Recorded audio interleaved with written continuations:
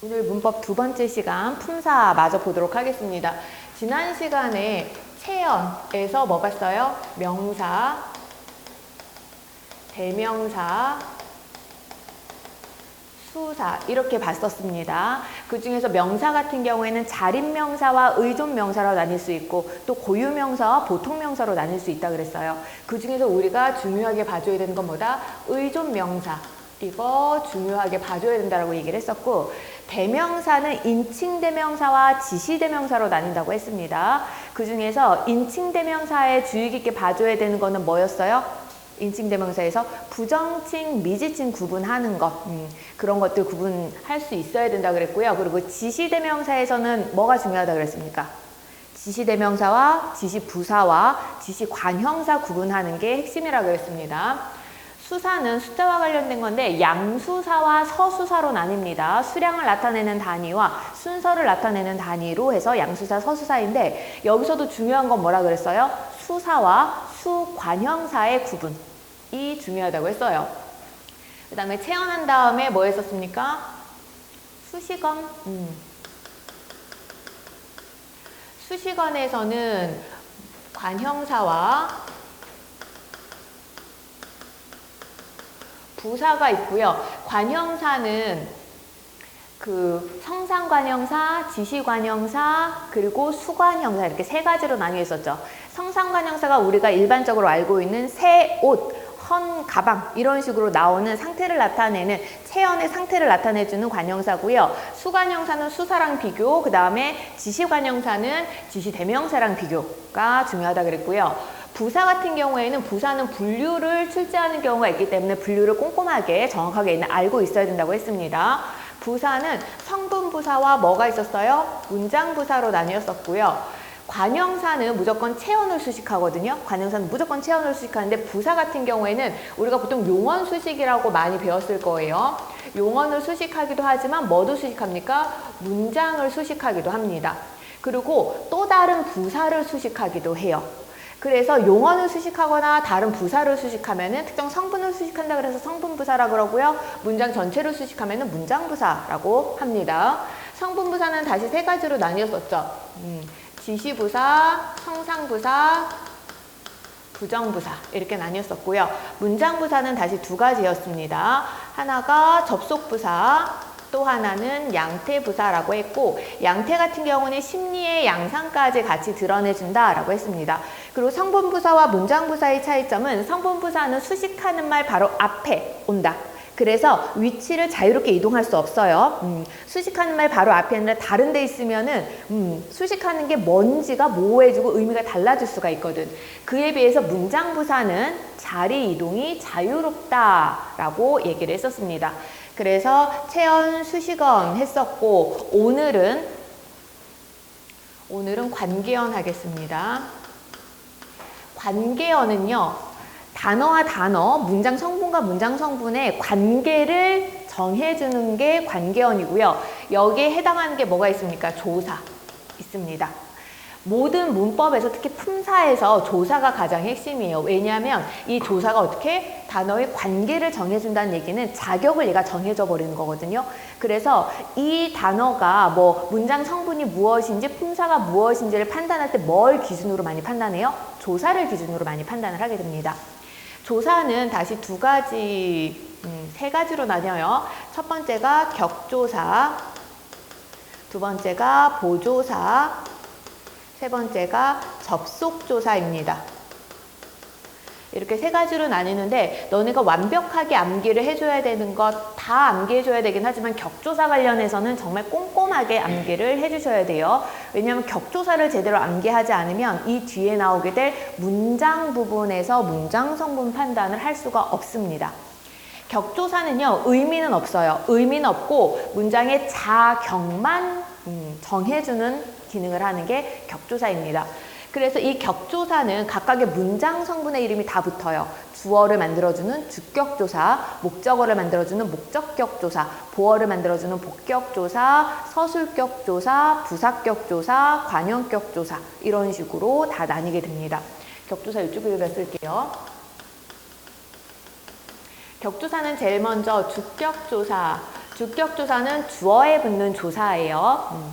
그래서 주격조사에는 뭐가 있냐면 다 외우셔야 돼요. 뭡니까? 가장 기본적으로 이와 가. 이 두 가지가 가장 기본 형태입니다.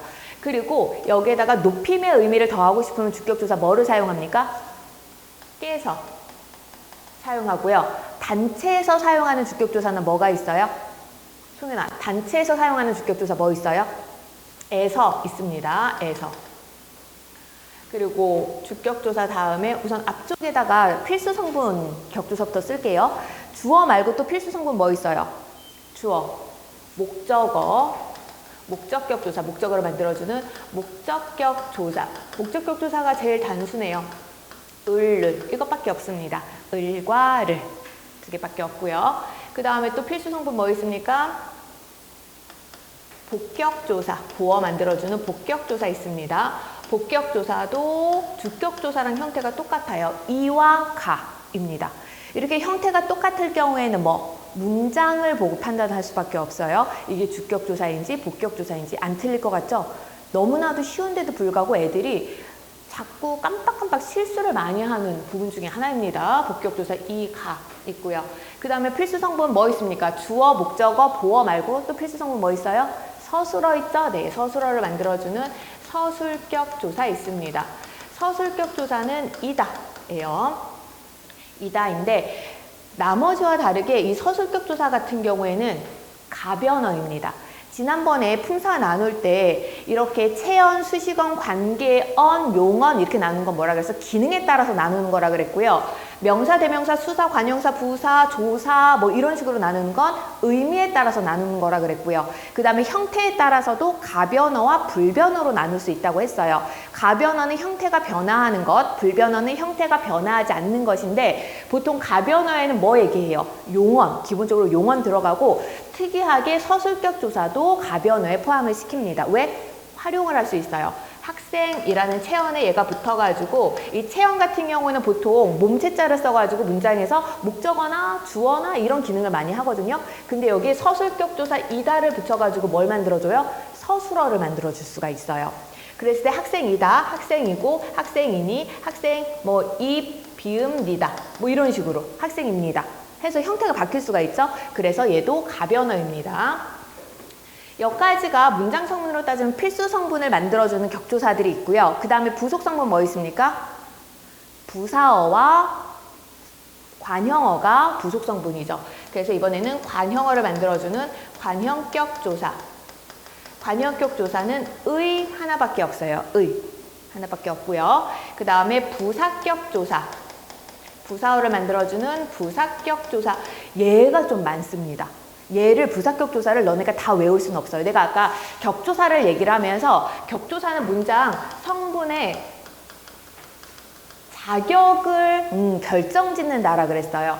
자격을 결정짓는 기능을 하고 의미는 없다라고 얘기를 했었거든요. 그런데 예외적으로 부사격 조사는 의미도 같이 갖고 있습니다. 그래서 이 부사격 조사는 의미에 따라서 형태가 좀 많이 있어요. 다양하게 있습니다. 그래서 부사격 조사 보면 여기는 딱 깔끔하게 떨어진데 여기는 어디 어디에, 어디 어디에서, 누구누구에게, 어디 어디로, 그 다음에 뭐뭐, 와, 과, 뭐 이런 것들 등등등 있습니다. 뭐뭐, 고, 뭐뭐라고 등등등등등등 굉장히 많이 있어요.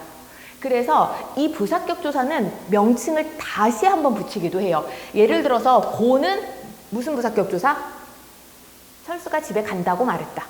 고가 붙은 거예요. 뭐 무슨 부사격 조사야? 간접 인용 부사격 조사. 그리고 철수가 집에 갈 거야 라고 말했다 라고 하면서 이건 뭐야? 직접 인용 부사격 조사. 와, 과 같은 경우는 뭐예요? 와과는 철수가 엄마와 닮았다. 비교 부사격 조사. 철수와 영희가 결혼했다. 공동 부사격 조사. 이런 식으로 의미에 따라서 얘는 이름이 더 많이 붙어요. 애기 같은 경우에는 사람에게만 쓰는 부사격 조사. 뭐 이렇게 어디 어디에서라고 하면은 출발점을 나타내는 부사격 조사. 이렇게 해서 각각의 의미가 다양하게 있습니다.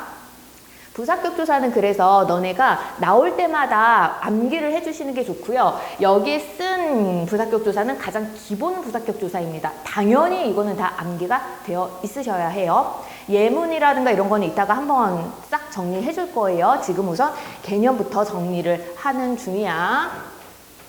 부사격조사 말고 그 다음에 마지막으로 있는 게 혹격조사입니다. 혹격조사 같은 경우에는 얘는 부사어를 만든다, 관형어를 만든다, 서술어, 보어, 목적어, 주어를 만든다 인데요. 혹격조사 같은 경우는 독립어를 만드는 거예요. 독립어를 만드는 조사인데 얘를 독립격조사라고 하지 않냐면 그 독립어를 만들 때 항상 부르는 말로만 만들거든요. 그래서 호명한다. 그래서 누군가를 부를 때 사용 합격조사라고 합니다. 철수, 야, 영순, 아, 하늘, 이어 뭐 이런 것들 있죠. 이런 것들이 여기에 포함돼요. 자, 그러면 얘들아, 격조사 이거는 완벽하게 너네가 다 외워야 된다 그랬잖아요. 여기에서 당연히 외우는 건 당연한 거고, 그 다음에 이제 출제가 될 만한 요소를 몇 가지를 찝어줄 건데요. 격조사는 생략이 가능할까요? 불가능할까요? 격조사는 생략이 가능할까요? 불가능할까요? 불가능하다? 가능하다고 생각하는 사람? 격조사 생략 가능하다고 생각하는 사람? 없어요? 다 불가능하다고 생각해요? 격조사는 자격을 주어주는 거고, 보조사 같은 경우에는 추가 의미를 주는 거고요. 접속조사 같은 경우는 뭔가를 연결시켜주는 기능을 합니다. 그렇게 했을 때 애들은 격조사가 이게 자격을 부여하기 때문에 굉장히 중요하다라고 얘기를 해서 중요한 것과 절대 생략하면 안 된다는 것을 동일하게 생각하는 착각을 하는 경우가 있어요. 격조사는 생략이 가능합니다.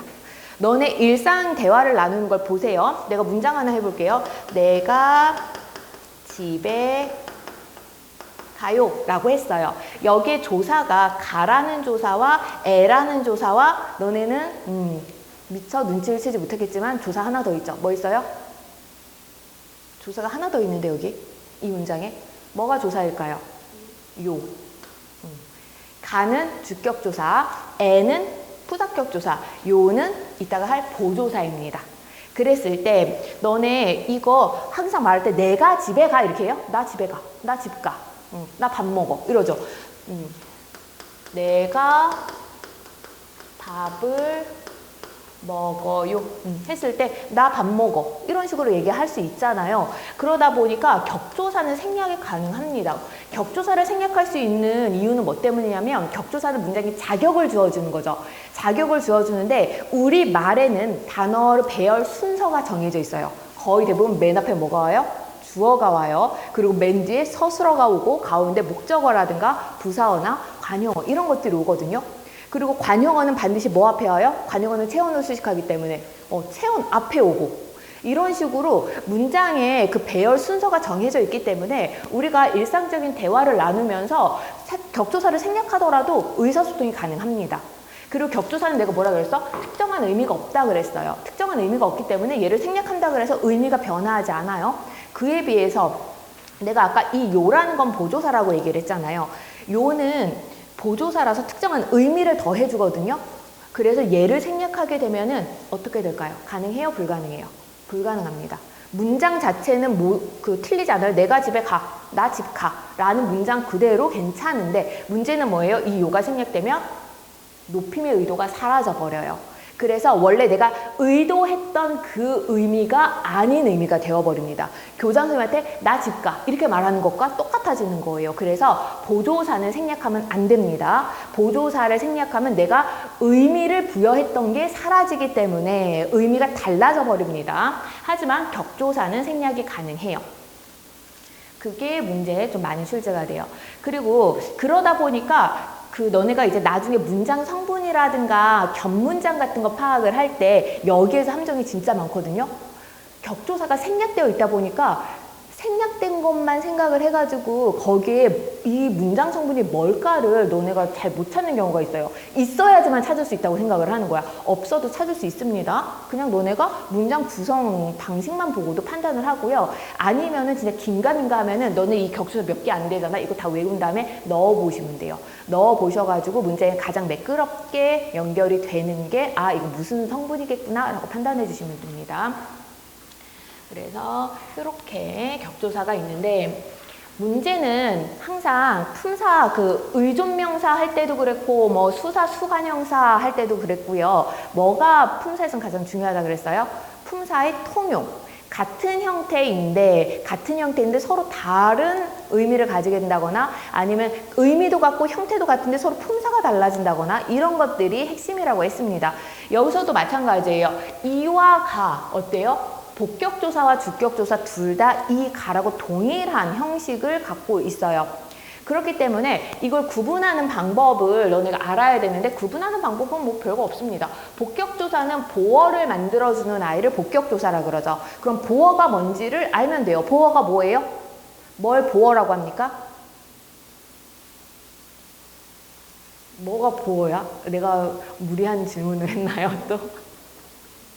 보충해주는 말이에요. 뭘 보충해줘요? 특정한 두 가지 서술어가 있습니다. 이 두 가지 서술어는요, 나머지 뭐 목적어나 뭐 서술어나 관용어나 부사어나 이런 게 있다 그래도 의미가 정확하게 나타나지가 않아요. 보충해주는 추가 의미를 줘야 되는 단어가 두 단어가 있어요. 뭡니까? 되다, 아니다. 되다와 아니다라는 서술어는요, 반드시 보충해주는 말이 필요해요. 그래서 되다, 아니다 앞에 오는 말을 우리는 뭐라고 합니까? 보어라고 이야기를 합니다. 그래서 이게 복격조사인지 주격조사인지를 판단하기 위해서는 되다, 아니다 앞에 왔는지 안 왔는지로 확인하면 돼요. 문장을 한번 보겠습니다. 철수가 학생이 아니다 라고 되어 있어요. 그럼 아니다 서술어죠. 아니다는 서술어예요. 철수가 얘가 주어고요. 학생이가 뭐가 됩니까? 보어가 됩니다. 이와 가가 똑같이 생기긴 했는데 되다 아니다 바로 앞에 와야지만 보어입니다. 바로 앞에 와야 돼. 보충이 되는 것이 보어. 그리고 그러면 이거 물이 얼음이 되었다. 물이 얼음으로 되었다. 이 경우가 있어요. 이 경우가 있습니다. 그러면 되다, 둘 다 서술어죠. 물이 이거는 주어예요. 이때 얼음이와 이때 얼음으로는 문장 성분이 다릅니다. 의미는 큰 차이가 없거든요. 의미는 큰 차이가 없는데 되다, 아니다 앞에 오면서 복격 조사가 붙어야지만 뭐가 돼요? 보어입니다. 얘는 보어예요. 그러면 되다 앞에 오긴 했지만 복격조사는 이 가밖에 없어요. 이 가가 안 붙어 있어. 그럼 얘는 보어야? 얘는 보어가 아닙니다. 그럼 얘의 문장 성분은 무엇일까요? 얘는 부사어. 왜? 의로가 뭡니까? 아까 내가 지웠는데 부사격조사예요. 그래서 의미로 파악하는 것이 아니라 그 조사를 다 외워주셔야 돼요. 그 조사가 결정짓습니다. 그렇게 해서 요거 많이 출제가 되는 거니까 구분 잘 하셔야 돼요. 기본적으로 너네가 격조사를 다 외우지 않고는 문법을 차라리 선택하지 않는 게 나을 수도 있어요. 그렇다면은 이건 가장 기본이에요. 그리고 여기 부사격조사에서 와, 과 이것도 다시 한번 봐줘야 되는 건데 와, 과라는 게요. 철수가 영희와 만났다. 철수가 아버지와 닮았다. 철수와 영희가 집에 간다. 내가 3개의 문장을 썼습니다. 그랬을 때 여기에도 와가 다 쓰였어요. 와가 쓰였는데 3개의 기능이 다 다르죠. 어떻게 달라요? 철수가 영희와 만났다. 만나다 서술어, 철수가 주어, 영희와는 뭘까요? 문장 성분이. 영희와는 문장 성분이 뭘까요? 부사어. 아까 와가가 어디 들어갔어요? 부사격조사에 들어갔잖아요. 부사격조사에 들어갔으니까 얘는 부사어예요. 부사어고 그때 이 만나다 같은 경우에는요. 몇 자리 서술어예요? 이건 문장 성분할 때 다시 한번 얘기할 텐데 모든 동사와 형용사 있죠. 모든 동사와 형용사는 필요로 하는 문장 성분을 이미 다 갖고 있습니다. 정해져 있어요. 만나다는 몇 자리 서술어일까요? 그래서 필요로 하는 문장 성분의 개수를 물어보는 거예요. 몇 자리 서술어일 것 같아요? 두 자리. 뭐와 뭐가 필요합니까? 주어와 필수적 부사어. 부사어를 필요로 하기 때문에 부사어가 반드시 필요하다 그래서 이 경우에는 필수적 부사어라고 이야기를 해요. 철수가 영희와 만났다라고 했을 때 이 영희는 필수적 부사어입니다. 그랬을 때 얘가 부사어를 필요로 하는 이유는 뭐 때문이에요? 만나다라는 거는 혼자 만날 수 있어요? 만나는 거는 둘 이상이 이렇게 딱 이게 만나는 거잖아요. 혼자는 만나다가 불가능해요. 그래서 이때 와는 부사격 조사 중에서 뭐라고 얘기하냐면 공동 부사격 조사라고 합니다. 공동부사격 조사는 함께라는 의미를 갖게 되면은 공동부사격 조사예요. 이혼한다. 이혼하는 건 혼자 할 수 있어요? 둘이 있는데 그게 떨어지는 게 이혼이잖아요. 그래서 철수와 영희가 이혼했다 했을 때 이때 와도 뭐가 되는 거야? 공동부사격 조사예요. 결혼하다도 마찬가지예요. 혼자 결혼할 수 없잖아요. 이렇게 반드시 둘 이상이 필요한 거는 공동부사격 조사라고 합니다. 그리고 닮았다 서술어고요. 철수가 주어, 아버지와 닮았다 와가 붙었으니까 이거 뭐예요? 이것도 부사어입니다. 부사어인데 이때 와는 뭐예요? 철수와 아버지 둘을 놓고 뭐 한 거예요? 비교해 보니까 닮았다라는 결론을 그래서 얘는 뭡니까? 이때 와는 비교 부사격 조사입니다.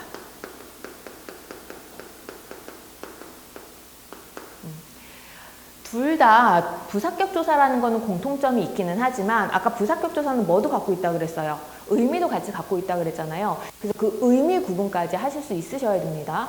쉬운 것들은 사실 출제될 리가 없잖아요. 헷갈릴 법한 것들 너네가 구분을 과연 할 수 있을까 없을까 하는 것들 위주로 출제가 되니까 이거 잘 기억해 주시고요.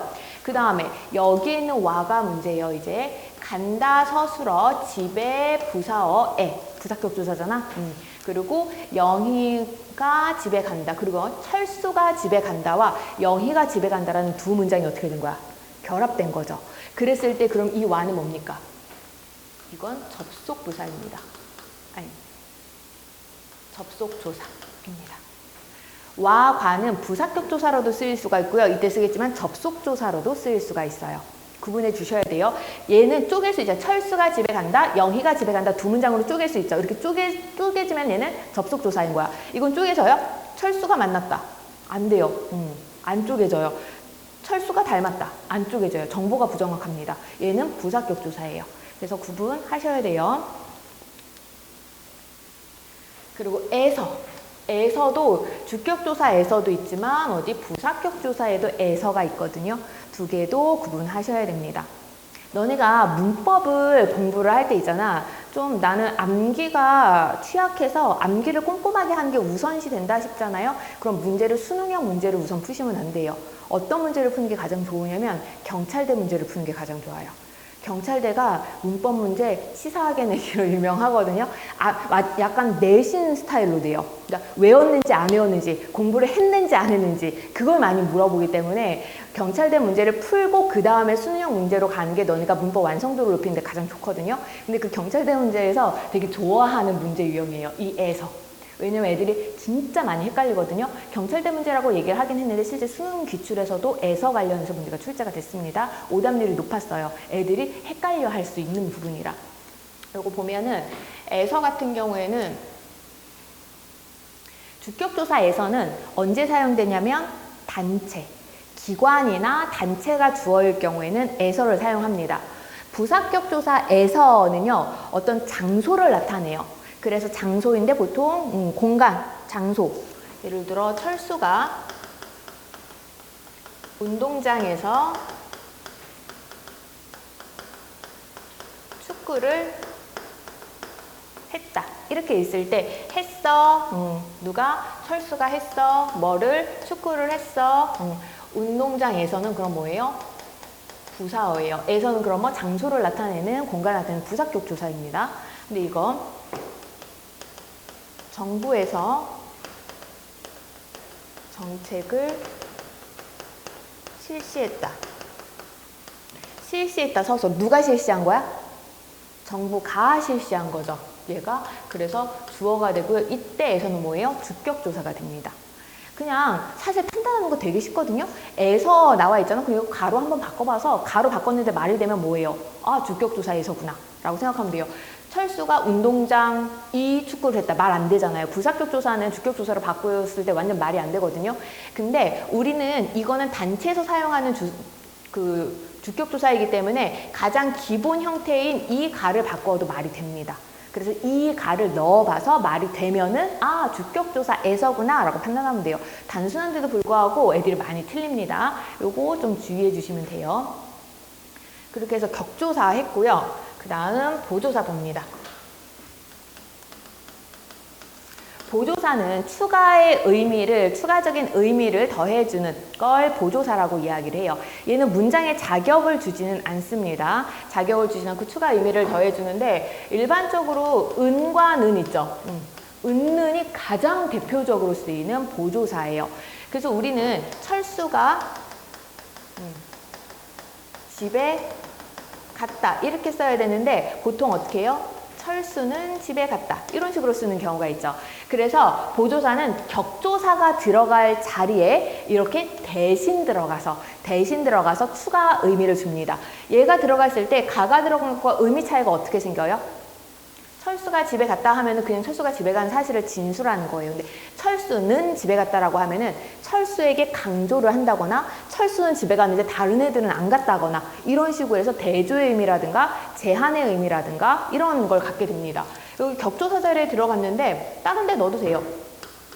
철수가 집에는 갔다. 이런 식으로. 보조사는 이런 식으로 어디에도 붙을 수 있어요? 얘처럼 격조사가 들어갈 자리에 대신 들어가는 경우도 있고요. 아니면 격조사 뒤에 같이 붙을 수도 있습니다. 그래서 철수가 집에는 갔다라는 얘기는 집에는 갔는데 다른 데는 안 갔다라는 의미를 함축하고 있겠죠. 그리고 철수가 밥은 먹었다. 이런 식으로 여기 같은 경우는 을이라는 목적격 조사가 들어갈 자리에 대신 들어갔죠. 그래서 너네는 문장 성분이라든가 이런 걸 잘 파악하려면 보조사가 들어갔을 때 그 보조사가 들어간 부분에 뭘 다시 넣어봐야 돼요? 격조사를 다시 넣어봐서 문장 성분을 판단해 주셔야 됩니다. 얘는 그래서 뭐야? 목적어, 주어, 서술어 이렇게 되는 거겠죠. 그래서 은는이라는 보조사가 가장 흔하게 쓰이고요. 이가 보통 주어에서 많이 쓰이다 보니까 너네가 내가 집에 간다는 게 나는 집에 간다라고 많이 쓰죠. 우리가 주어 사용할 때 특히 나와 관련된 말을 할 때 은는을 훨씬 많이 써요. 이유는 뭐야? 나에게 한정하기 위해서. 나에게 한정하기 위해서 그렇게 많이 쓰다 보니까 애들이 은는을 주격조사로 착각하는 경우가 있습니다. 절대 안 돼요. 은는은 보조사입니다. 격조사 아니에요. 주격조사는 뭐만 있다? 이가, 에서, 깨서 밖에는 없습니다. 그리고 뭐뭐만 철수만 집에 갔다 라고 하면 이건 뭐예요? 다른 것과 별개로 제한하는 기능을 합니다. 철수도 집에 갔다. 추가의 의미를 갖게 되고요. 철수마저 집에 갔다. 그럼 얘는 어떻게? 한계를 나타내주고요. 이런 식으로 추가 의미를 줄 수 있으면 보조사라고 얘기를 하는데 이 보조사 중에서 가장 중요한 보조사가 요라는 보조사예요. 요라는 보조사가 중요한 이유는 다른 게 아니라 애들이 요를 조사라고 자꾸 생각을 하지 않아요. 말이 끝날 때 쓰거든요. 요 같은 경우에는 대부분 집에 갔어요, 밥 먹었어요 하면서 끝날 때 쓰다 보니까 이거를 어미, 종결어미로 착각을 하는 경우가 있습니다. 아니에요. 요는 보조사고요. 얘를 통용 보조사라 그래요. 통용. 여기저기 두루두루 다 쓰입니다. 너네가 유치원 때 처음 말을 배우고 할 때 생각해보세요. 높임법 처음 배웠을 때 어떻게 얘기를 해요? 선생님, 저 이제 집에 갈게요. 이렇게 하면서 집에 갑니까? 유치원 애기들이?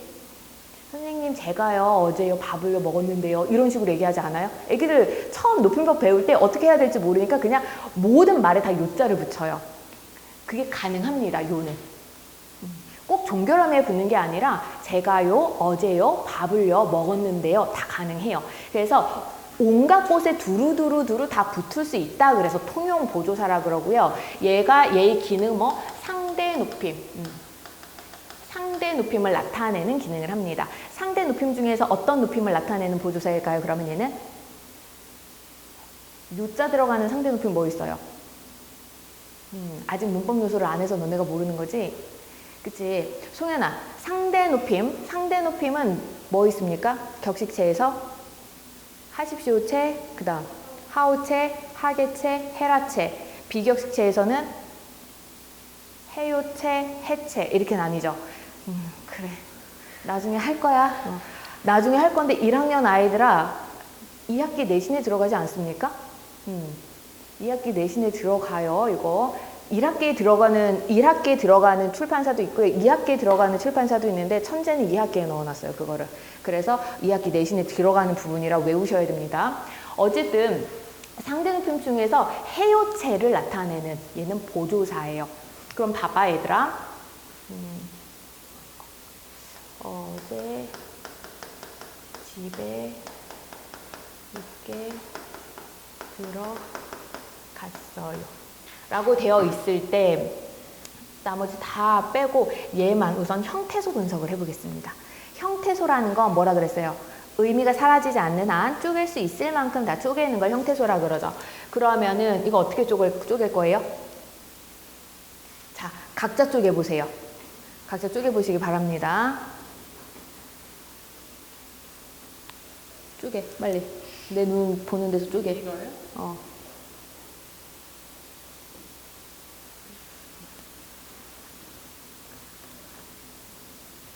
쪼개세요.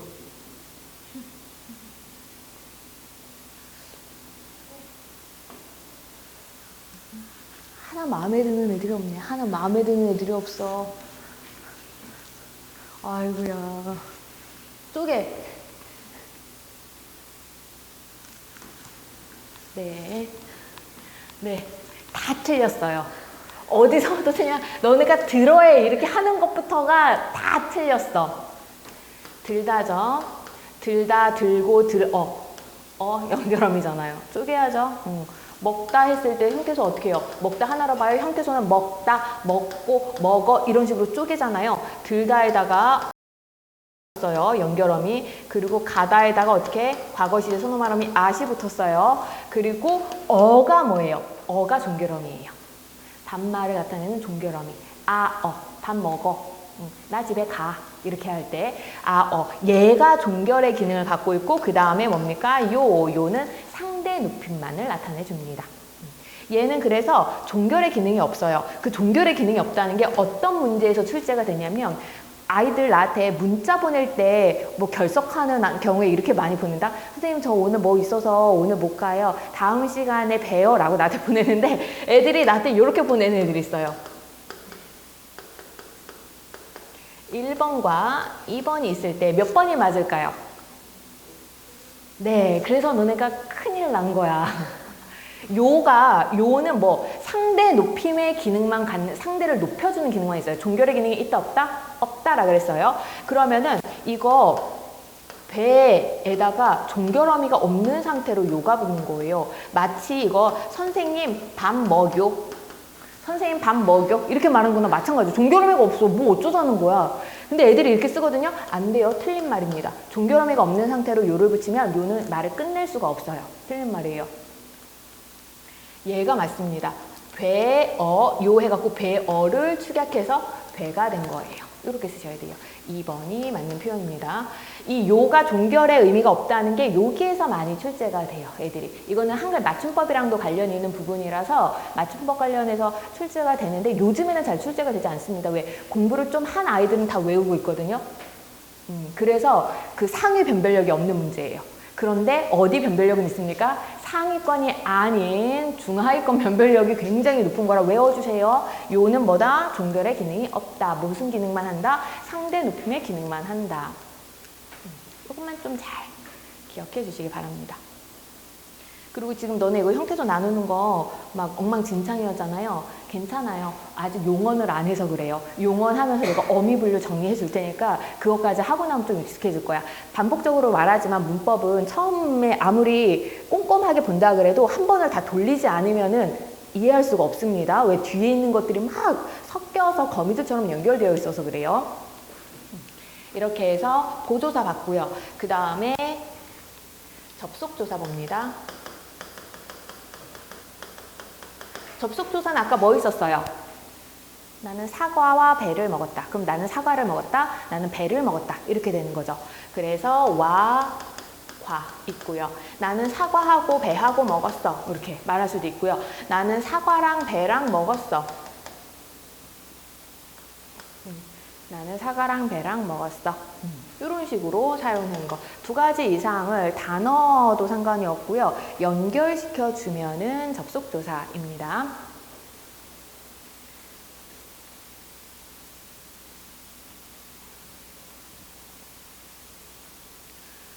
그렇게 해서 관계원 했습니다. 관계원 했으니까 이제 해야 되는 게 뭐예요? 관계원 다음에 뭐 있었어요? 용언.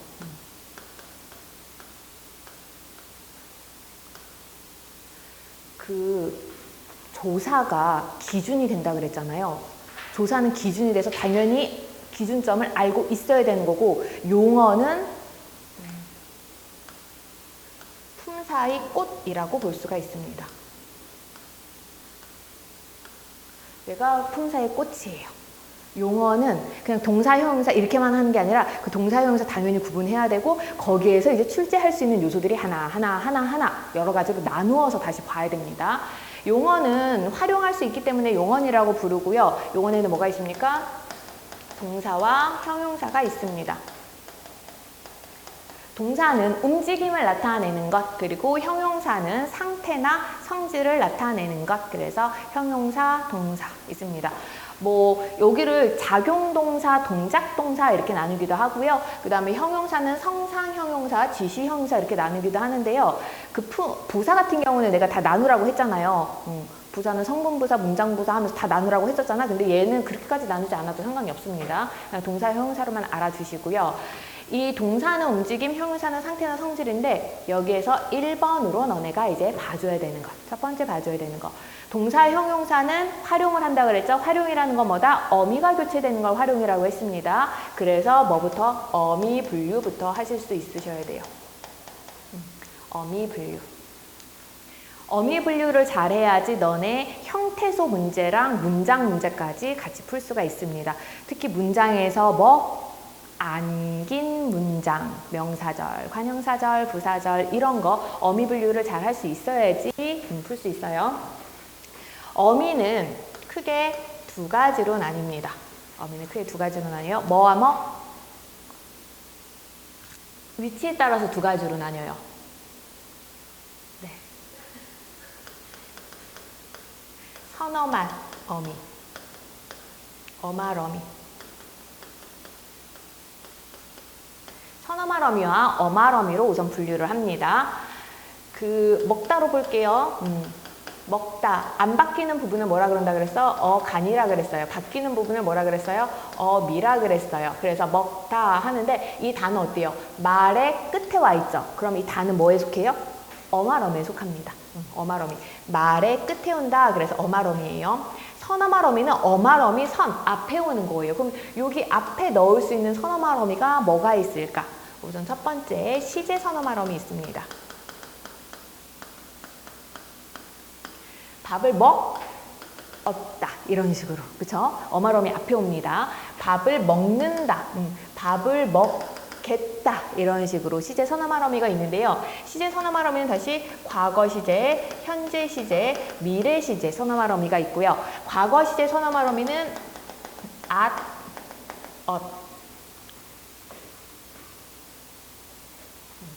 at과 ot이 있습니다. 얘 같은 경우는 단독으로 쓰일 수 없는 의존 형태소이기 때문에 앞뒤로 이렇게 줄표해 주세요. 앞에는 at, ot의 앞에는 뭐가 붙습니까?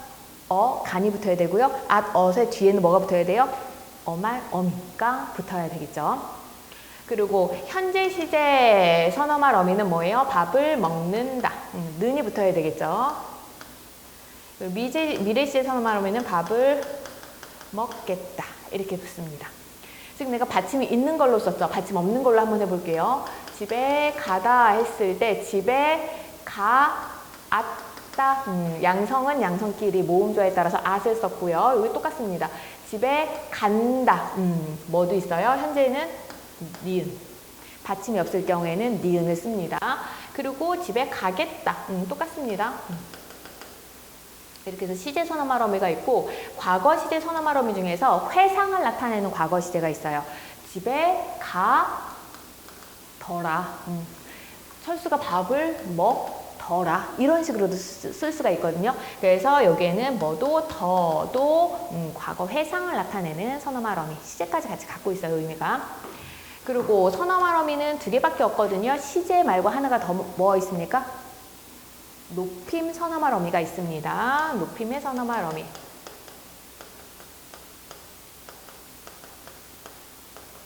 높임 선어말 어미가요. 그럼 너네가 높임법을 이미 알고 있으셔야 돼요. 문법 요소에 나와 있는. 높임법은 무슨 높임법이 있어?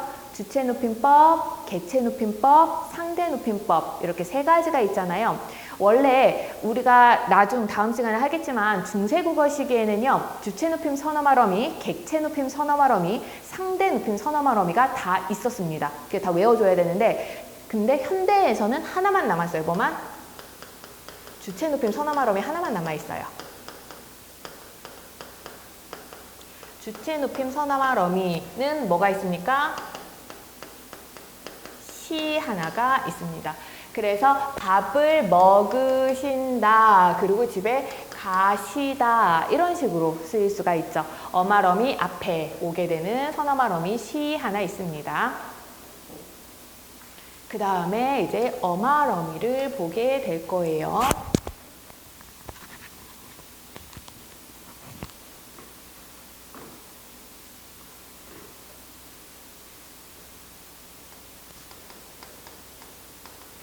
어말 어미는 다시 세 가지로 나뉘게 됩니다. 어말 어미는 총 세 가지로 나뉘게 되는데 첫 번째가 뭐 있어요? 뭐가 있을까요? 어말 어미는? 너네 문법이라는 거를 아예 공부를 안 하셨습니까? 왜 아는 게 이렇게도 없어요?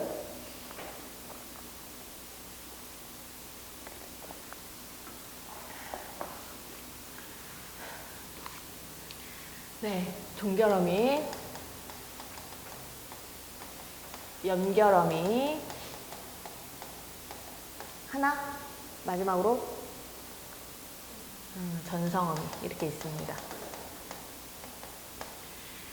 이 어말어미는 너네 뭐에 중요하다?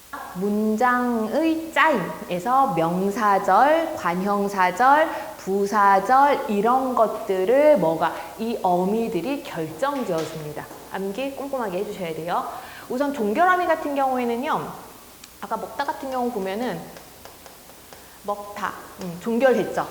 말을 끝내주는 기능을 하게 되면 종결어미예요. 그래서 어떤 종결어미? 먹다는 무슨 종결어미? 평서형 종결어미입니다. 말 그냥 진술하잖아요.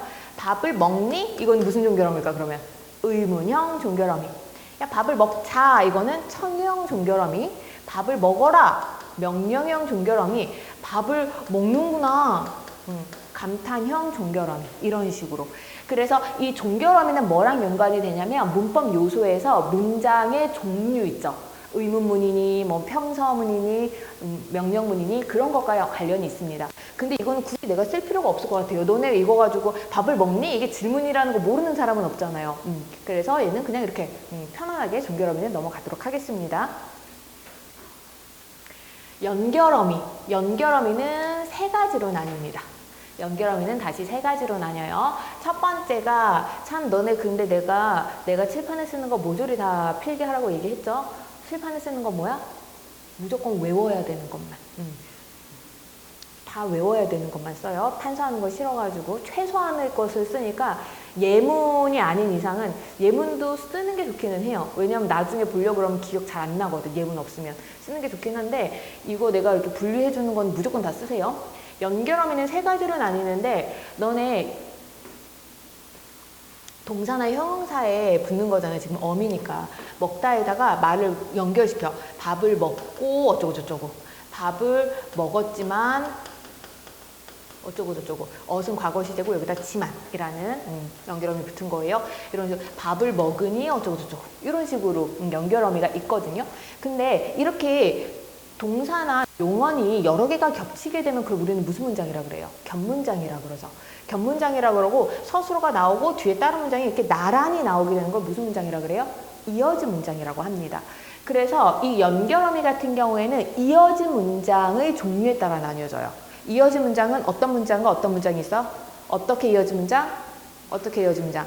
대등하게 이어진 문장과 종속적으로 이어진 문장이 있죠.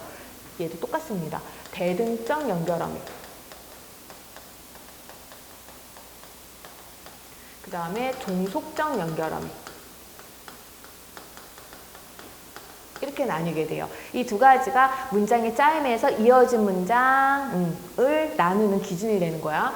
대등적 연결어미는 뭐뭐 하지만 앞에만 이거 있어야 되죠. 왜? 어말어미니까. 뒤에는 줄표 쓰시면 안 돼요. 뭐뭐 하나 이런 것들. 인생은 짧으나 뭐는 뭐하다 하면서. 종속적 연결어미는 뭐뭐 아서 어서 밥을 먹어서 배가 부르다. 밥을 먹으면 빵 줄게 이런 식으로 나타나게 돼요. 밥을 먹으니 뭐뭐 하다 이런 식으로 나오게 됩니다. 세 번째는 그 문장의 짜임과는 관계가 없는 연결어미예요. 이게 무슨 연결어미냐면은 이 대등적 연결어미나 종속적 연결어미는 다른 문장과 연결시킬 때 사용하거든요. 근데 세 번째는 보조적 연결어미인데 이 보조적 연결어미는 다른 문장이랑 연결시키는 게 아니라 다른 용언과 용언을 연결시킵니다. 두 용언을 같이 사용할 때 이 보조적 연결어미를 써요. 그래서 우리가 말을 할 때 촛불이 꺼져간다 라고 했을 때 우리가 촛불이 꺼지는 거예요? 촛불이 가는 거예요? 촛불이 꺼지는 거죠. 그래서 실질적인 의미를 갖고 있는 걸 본용언이라고 그러고요. 그리고 실질적인 의미가 없는 아이를 보조용언이라고 합니다. 이런 식으로 두 문장이 연결된 것이 아니라 용언 두 개만 결합할 때 사용하는 게 보조적 연결어미야. 그러면 여기서 가다 같은 경우는 이렇게 원래 뜻, 움직인다. 이 가다의 뜻이 없고 지속이라는 의미만 갖게 되는 거예요. 이런 식으로 원래 가지고 있던 단어 뜻이 아니라 제한된 또 다른 뜻으로만 사용되는 것, 그것을 보조용언이라고 하고요. 이 보조적 연결어미는 본용언과 보조용언을 연결시키는 기능을 합니다. 여기 어떤 보조적 연결어미가 쓰여 있어요? 여기는 어떤 보조적 연결어미가 쓰여 있나요? 어가 쓰여 있죠. 본용언에 붙는다 그러잖아. 그러니까 어떻게 이거 꺼지다지 간다 하잖아요. 어라는 연결어미가 붙어 있습니다. 보조적 연결어미는 이런 것들 있고요. 그리고 밥을 먹고 싶다 이렇게 얘기하죠. 그럼 밥을 먹는다는 거야? 밥을 씹다는 거야? 밥을 씹다라는 건 말이 안 되죠. 고 같은 경우도 마찬가지예요. 그래서 밥을 먹지 말아라. 밥을 먹다, 밥을 말다. 밥을 말다라는 말은 없죠. 얘는 부정의 의미만을 제한해주는 보조용언이에요. 그래서 하지 이런 것들이 있습니다. 그 다음 어말어미의 마지막 전성어미 있습니다. 전성어미는 세 가지로 나뉘게 됩니다. 세 가지로 나뉘게 되는데 첫 번째가 명사형 전성어미.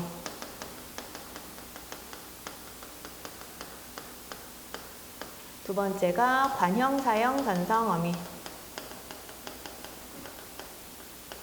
세 번째가 부사형 전성어미. 이렇게 세 가지로 나뉘게 되는데요. 우선 명사형 전성어미는 형태가 굉장히 단순해요. 명사형 전성어미는 뭐가 있을까요? 명사 형태로 딱 말을 끝내줄 수 있어요. 그래서 이 명사형 전성어미가 붙잖아. 그럼 명사 형태이기 때문에 뭐도 붙을 수 있어? 격조사가 붙을 수 있다는 자격이 주어집니다. 아까 보조사는 두루두루 여기 붙을 수 있다 그랬어요. 격조사가 들어가야 되는 자리에 대신 붙을 수도 있고요. 아니면은 격조사 뒤에 붙을 수도 있고요. 이건 설명 안 했구나. 다른 데도 붙을 수 있어요. 요 같은 경우는 어디에 붙는다고 그랬어? 종결어미 뒤에도 붙고요. 그것도 아니면은 부사 뒤에도 붙을 수 있습니다. 너무 좋아 이렇게 했는데 너무 도 좋아 이런 식으로 부사어 뒤에도 붙을 수가 있고 해서 보조사는 되게 두루두루 많이 붙을 수가 있거든요. 근데 격조사는 어디만 붙는다 그랬어요? 체언에만 붙는다 그랬어요. 체언? 그러니까 명사, 대명사, 수사에만 붙을 수 있는 게 격조사거든. 근데 동사나 형용사도 이 명사형 전성어미가 붙으면 명사 형태로 바뀌게 되는 거잖아. 그러면 뭐가 붙을 수 있어? 격조사가 붙는 게 가능합니다. 그래서 뒤에 하겠지만 명사절, 이 명사형 전성어미가 붙으면 명사절이 되거든요. 그 명사절은 문장 성분에서 주어 역할도, 목적어 역할도, 부사어 역할도, 서술어 역할도 다 할 수 있습니다. 명사형 전성어미는요, 두 가지밖에 없어요. 뭐? 어미니까 앞쪽에 주. 기밖에 없습니다. 너 뭐함? 나 밥 먹음. 이렇게. 간단하게 이렇게 명사 형태로 끝나게 하는 거야. 기. 기는 뭐야? 밥 먹기. 너 뭐 할 건데? 밥 먹기, 공부하기. 뭐 이런 식으로 얘기하는 거. 일상생활에 너네가 이렇게 대화하지 않는다는 건 알아요. 근데 형태가 그렇게 쓸 수 있다는 것도 알고 있죠? 얘가 붙으면 명사형 전성어미입니다. 그러면 여기에서 이제 출제 포인트. 우리는 두 가지를 구분해야 돼요. 하나가 명사형 전성어미야. 또 뭐? 형태소 하면서 이거 내가 설명 안 했었나? 명사형 전성어미도 기고요.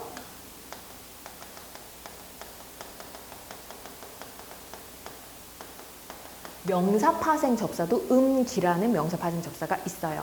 명사파생 접사는 이도 있고 여러 가지가 있는데 그중에서 기도 명사파생 접사 형태가 똑같습니다. 명사형 전성어미의 기와 명사파생 접사의 기, 이 두 가지를 구분할 수 있으셔야 돼요. 명사파생 접사가 붙었다는 얘기는 뭐야? 하나의 단어가 이미 되어버렸다는 거예요. 명사형 전성어미가 붙었다는 얘기는 뭐야? 얘는 명사형 전성어미가 붙었어. 어미가 붙을 수 있는 건 뭐야? 동사나 형용사죠. 그러니까 얘는 품사가 뭐야? 동사나 형용사 같은 용언이라는 얘기고요. 명사 파생 접사가 붙으면은 얘는 뭐가 돼요? 품사가. 명사 파생 접사가 붙었어? 그럼 품사가 뭐가 돼요? 명사가 되겠죠. 명사를 만들어주는 접사가 붙었으니까 얘는 명사가 됩니다. 그래서 형태가 똑같은데 이게 동사일 수도 있고 명사일 수도 있어서 이걸 너네가 구분할 수 있는지 없는지가 핵심이에요.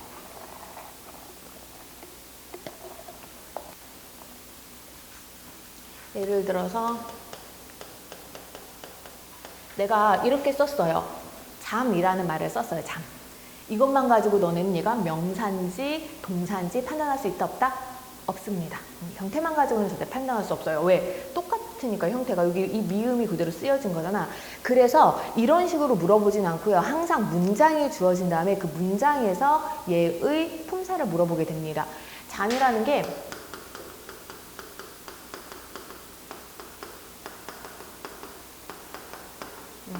깊은 잠을 푹 잠. 이렇게 말을 할 수가 있어요. 똑같이 잠인데 두 개 품사 다르죠. 이 잠은 품사가 뭐예요? 동사. 이 잠은 품사가 뭐예요? 명사. 이렇게 됩니다. 그랬을 때 이 명사 파생 접사가 붙었느냐, 명사형 어미가 붙었느냐를 물어볼 경우 가장 기본 원칙은 뭐냐면 서술성이 있느냐 없느냐로 판단하라고 얘기를 해요. 얘는 깊은 잠을 푹 잤다라는 서술성이 그대로 가지고 있어요. 그래서 얘는 동사인 거고, 그리고 문장 성분으로는 관형어가 문장을 명사로 수식할 수 있습니다. 그래서 앞에 수식하는 말이 관형어인지 부사인지를 보고 판단하면 이거는 100% 판단이 가능해요. 그랬을 경우 애들이 이거 푹이라는 게 부사라는 건 알죠? 기본적으로 그래서 품사는 분석할 수 있으셔야 돼요. 푹 자다라고 했어요. 깊은 잠 해서 관형어가 체언 수식하고요. 부사어가 용언 수식을 하게 됩니다. 그랬을 경우 문제는 이런 게 빠져 있는 경우 있어요. 수식하는 말이 빠진 상태로 사용될 경우 있거든요. 임의로 너네가 넣어보시면 됩니다. 깊은 잠을 깊게 잠. 이런 식으로 마찬가지죠. 깊은은 관형어고요. 깊게는 부사어입니다. 아직 안 했지만 은은 관형사형 전성어미고 개는 뭐 부사형 전성어미이기 때문에. 그래서 이렇게 수식 관계를 가지고 명사 파생 접사가 붙었는지 명사형 어미가 붙었는지를 구분해 줄 수 있어요. 그 다음에 관형사형 전성어미는 다시 세 가지로 나뉩니다. 관형사형 전성어미는 다시 세 가지로 나뉘는데요. 제일 먼저 현재, 과거. 과거를 나타내는 관형사형 전성어미, 그 다음에 현재를 나타내는 관형사형 전성어미, 그리고 미래 시제를 나타낼 수 있는 관형사형 전성어미, 이렇게 세 가지가 있습니다.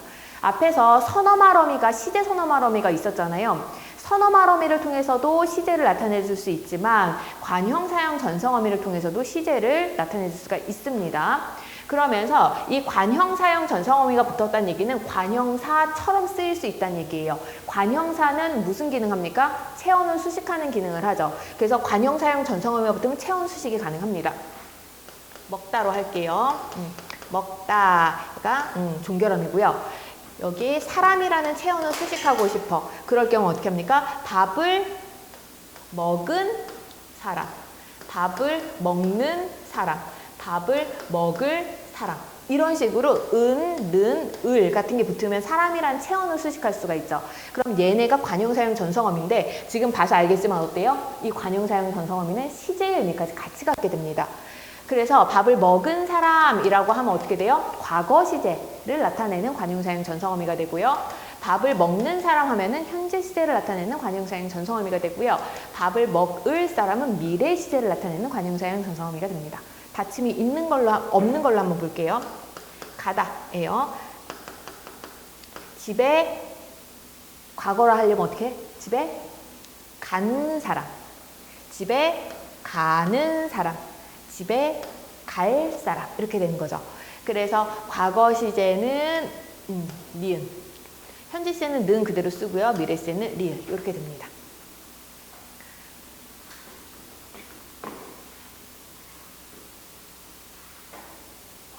언제 이렇게 많이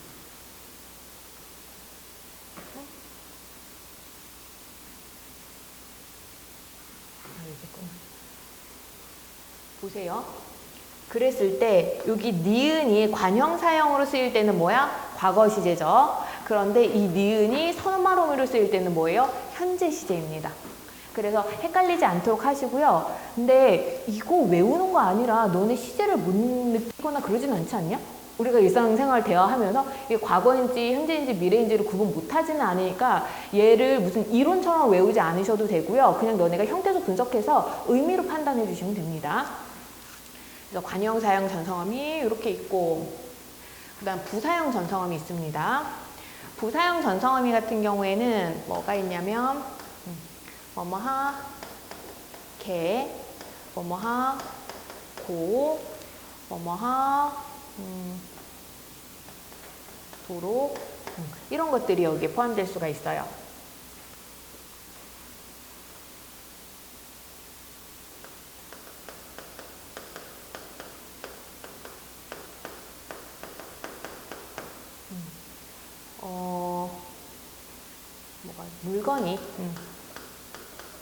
물건이 예쁘게 되었다라고 했어요. 그럼 예쁘다 형용사죠.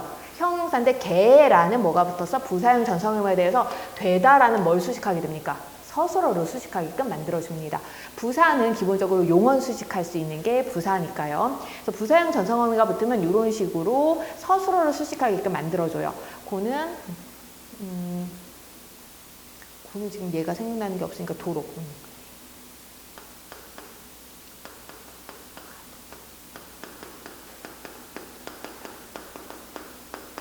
좋은 곳에 가도록 노력해라. 가다에다가 도록이 붙어서 어떻게 노력해라 라는 용언을 수식하게끔 만들어줍니다.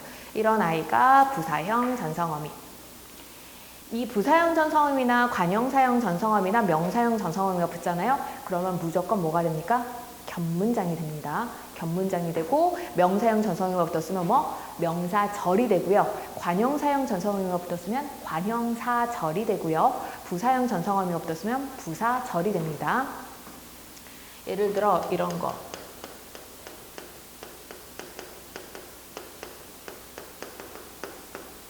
꽃이 예쁘게 피었다라고 얘기를 하면은 문장이 짧기 때문에 뭐라고 착각하기 쉬워요? 혼문장으로 착각하기 쉬워요. 근데 이거 혼문장 아니죠.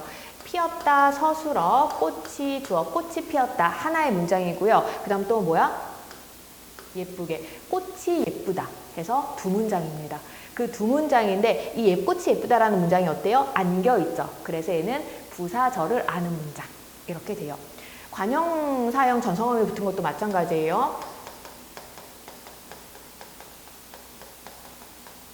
예쁜 꽃이 피었다 했을 때 피었다 서술어, 꽃이 주어, 그리고 얘는 어때요? 예쁜 꽃에서 그냥 단순하게 관형사로 찾는 것이 아니고 관형으로 찾는 것이 아니라 뭐야? 꽃이 예쁘다. 그리고 꽃이 피었다. 두 문장이 결합된 거고요. 이 예쁨 같은 경우에는 꽃이 예쁘다라는 문장이 안겨있기 때문에 관형사절을 아는 문장. 이런 식으로 찾아주면 됩니다. 명사형 전성어미도 마찬가지죠.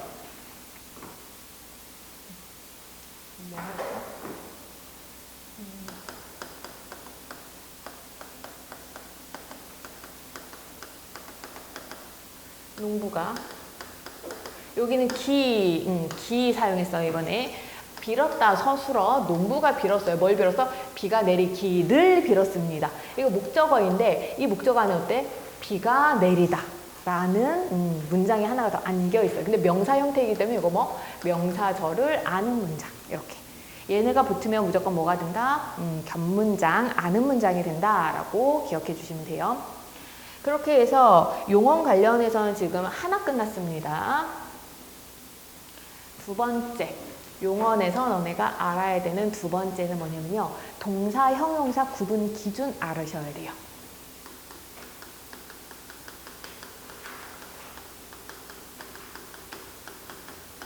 동사, 형용사 구분 확인할 수 있으셔야 됩니다.